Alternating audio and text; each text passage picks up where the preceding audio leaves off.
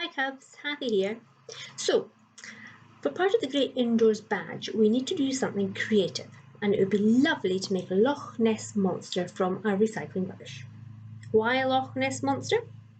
Well, I originally come from about an hour's drive northeast of Loch Ness, which is a massive lake, and I'm feeling very homesick because I'm not allowed to visit my family up there at the moment due to lockdown rules. So I thought making a Loch Ness Monster and you making Loch Ness Monsters too would cheer me up. So, for those of you who don't know about the Loch Ness Monster, it's a very big animal called Nessy that many people think lives in the loch. Lots of other people don't think Nessie exists at all, and it's just a made-up story. Well, there have been stories from ancient times about a strange beastie with flippers that lives in the loch.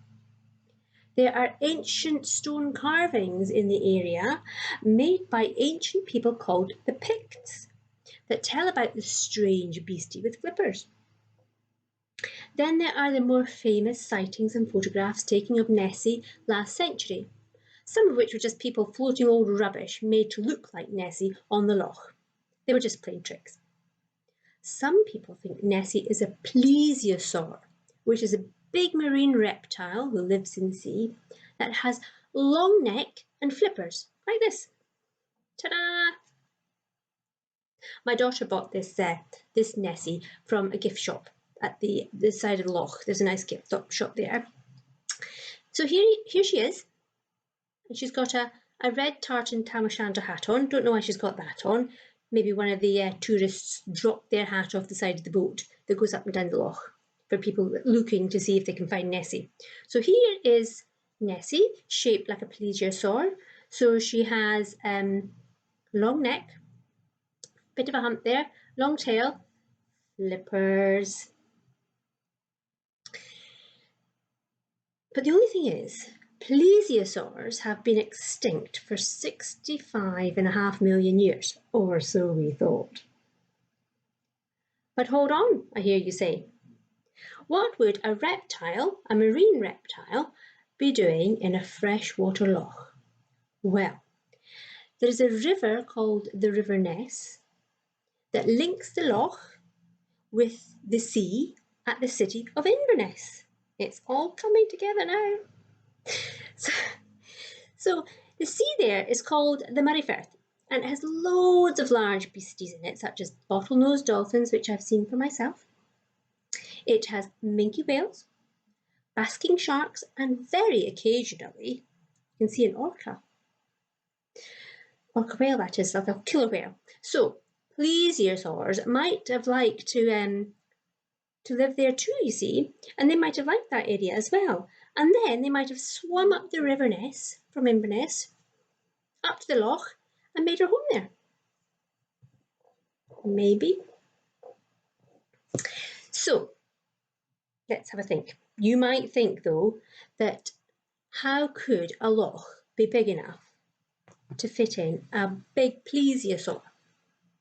Well, Loch Ness is a very big loch. It is 23 miles long, 1.5 miles wide, and at its deepest point, it's 755 feet deep, which is about just over 6 football pitches depth.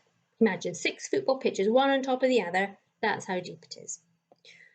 So plenty of room for Nessie. Anyway, enough talk about Nessies. What about making one from recycling? So I made one earlier just to show you what you could do. Here it is.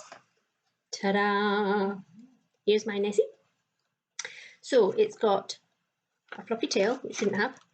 It has a long neck, some humps. I put it on a bit of loch, and we have a lovely face. Easy. So how did I make this? Very easily. I got a egg carton, and here you can see the humps, which I cut out round about.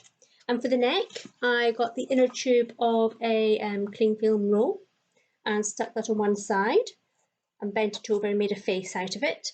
And then this is a bit here I made into the loch, so I stuck that bit on there. And there we have her. Here she is in all her glory. So we don't know what colour Nessy is. I don't know anyway. Maybe some people do. We've seen her, but I made a sort of camouflage so that she wouldn't be seen so well. There we have it. So it would be fab if you could make a Loch Ness Monster too and send me a photo so we can tick that bit off of your Great Indoors badge, and that would cheer me up no end. That's about it. Oh, what do you say when you meet a two-headed monster? Hello, hello.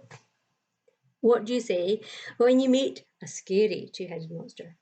Bye-bye. Right, that's it, folks, for now. See you later.